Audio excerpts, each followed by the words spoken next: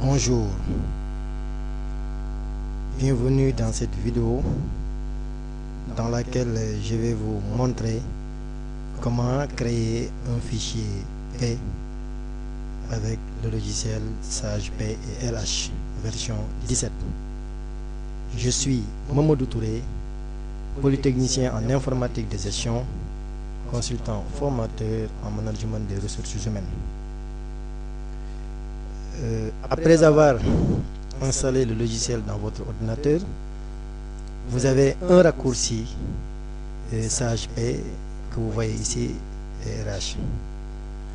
Dans certaines versions de Windows, il faudra cliquer avec le bouton droit sur le raccourci et choisir l'option exécuter en tant qu'administrateur. Donc, quand vous cliquez là-bas, la machine vous demandera de confirmer donc le programme. Vous dites oui, cliquez sur le bouton oui, et là, si vous regardez bien, le programme démarre. Et là, la machine vous demande de taper le mot de passe. S'il vous plaît, vous n'avez pas besoin de taper de nom d'utilisateur. Tapez directement le mot de passe qui est Sage, S en majuscule, A en majuscule, G en majuscule et E en majuscule. Donc c'est Sage en majuscule. Et là, vous cliquez sur le bouton continuer. Donc dès l'instant que vous cliquez sur le bouton continuer, ne suivez pas l'assistant. Il suffit tout simplement de cliquer sur le bouton terminer. On ne va pas suivre l'assistant pour les informations utilisateurs. Donc on va cliquer ici sur terminer. Et dès l'instant que vous cliquez sur terminer, vous avez ici la fenêtre d'accueil. Donc vous avez ici l'accueil qui vous permet de choisir en fait la suite RH que vous voulez. Donc moi je veux faire P et gestion administrative du personnel, donc je clique ici sur cette option là, P. Donc, dès que vous cliquez sur l'option P, si vous regardez bien ici, le logiciel est lancé, donc Sage P. Pour créer un nouveau fichier ou bien un nouveau dossier, on parle de dossier P, vous cliquez sur le menu fichier et vous choisissez nouveau. Vous pouvez également avec le clavier appuyer sur la combinaison des touches CTRL plus N. Donc quand vous cliquez là-bas, la machine vous demande de choisir l'emplacement dans lequel vous voulez enregistrer donc votre dossier P, et vous tapez ici le nom du fichier. Bon, comme nom du fichier, je vais mettre ici tuto et vous tapez le nom. Après avoir tapé le nom, vous cliquez ici sur le bouton enregistrer. Alors, quand vous cliquez sur enregistrer, vous avez ici un assistant qui vous permet donc d'initialiser votre dossier. La machine vous demande est-ce que vous voulez créer un dossier à partir d'un plan de paysage, ce que je ne connais pas encore, d'un plan de paie utilisateur, donc je ne peux pas choisir ça, je ne connais pas encore, d'une société déjà existante, je n'ai pas, c'est mon premier contact avec le logiciel, donc je n'ai pas de dossier que j'ai déjà créé. Donc ici forcément je dois choisir l'option ici d'aucun dossier. Et là vous faites suivant. Quand vous cliquez sur le bouton suivant, vous aurez droit à une boîte de dialogue. Donc ici, ça c'est le paramétrage maintenant de paie qui se fait en 6 étapes. Donc page, vous avez ici 1 sur 6. Donc 6 étapes. Là, vous avez ici la période, vous avez ici le paramétrage de paie, et voilà. Ici, l'année en cours, donc on vous donne ici l'année en cours et le mois de janvier. Donc le mois, l'année débute donc au mois de janvier et le mois en cours également au mois de janvier. D'accord? Par défaut, c'est ça. Mais ici, on peut cliquer ici sur suivant. Là, la deuxième étape, regardez, la machine nous montre ici le nombre maximum de rubriques qu'on peut avoir. Il faut comprendre ce que c'est qu'une rubrique. Quand je dis salaire de base, c'est une rubrique. Quand je dis IPRES, c'est une rubrique. La machine me demande est-ce que dans mon bulletin, j'aurai 50 rubriques de type cotisation, ou bien est-ce que j'aurai 50 rubriques de type brut ou non soumise? Non, je ne pense pas. Donc là aussi, vous pouvez laisser comme ça. Paiement, donc virement, chèque, donc ça c'est le mode de paiement. Donc là aussi on ne touche pas, on fait suivant. Par contre, ici, la troisième étape nous permet donc de définir les formats. Donc ça, c'est la codification des éléments. Département, unité, service, catégorie, établissement. Donc salarié est important ici parce que c'est pour codifier en fait le numéro du salaire qu'on appelle ici matriculant. Donc quand c'est 4E, ça veut dire qu'il faut taper 4 chiffres. Quand c'est 4L, ça veut dire qu'il faut taper 4 lettres.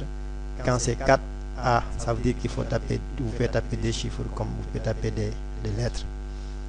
En bas ici, vous avez le nombre de décimales. Ça veut dire que on verra hein, dans nos prochaines vidéos comment créer des constantes. Les constantes, vous dites ici par défaut 3 chiffres après la virgule. Les nombres que vous aurez à taper, donc 2 chiffres après la virgule. Le nombre d'heures, par exemple, les nombres d'heures supplémentaires, par exemple. Hein. Les bases de calcul, donc le budget fiscal, le budget social, donc 2 chiffres après la virgule. Le taux, donc vous savez bien avec les presses, donc 5,6, 8,4, donc tout ça, on vous donne ici le nombre de décimales que vous voulez avoir après le chiffre. Hein. Ici, même chose, montant. Hein. Vous avez ici l'onglet modélisation comptable. Modélisation comptable, ça c'est les comptes généraux, ça c'est la comptabilité, hein, qui sont sur 8 caractères. Hein. Même codification avec tout à l'heure, donc ce qu'on avait sur l'onglet fichier de paie. Et ça nous permet donc de donner le compte collectif, le collectif salarié. Hein. Bon, ici, c'est en France c'est 421, mais ici au Sénégal c'est 422. Hein, personnel rémunération due.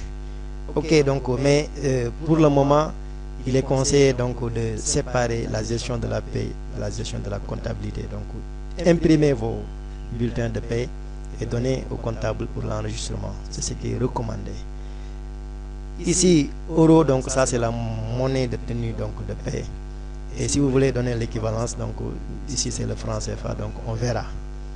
Hein, le franc CFA, donc voilà des possibilités, les possibilités donc. Mais ici aussi, si vous regardez bien, à part ça, chez nous, qu'on peut changer, parce que il y a des entreprises au Sénégal où le salarié détient un code, donc le matricule. Dans ce cas, il faudra voir comment c'est codifié et taper ici suivant la codification donc de son numéro, donc le salarié. Là, j'ai fait suivant, heure travail, donc tout ça on verra. On fait suivant. Le calcul à l'envers, donc qu'est-ce qui va nous permettre donc de bien calculer si on veut calculer à l'envers. Généralement, vous pouvez discuter donc en tant que directeur des ressources humaines à un salarié sur le net à payer. Et dans ce cas, comment partir du net à payer pour remonter donc sur les autres éléments. Donc c'est ça le calcul à l'envers. On va dans nos prochaines vidéos donc développer sur ça. Vous faites page suivante.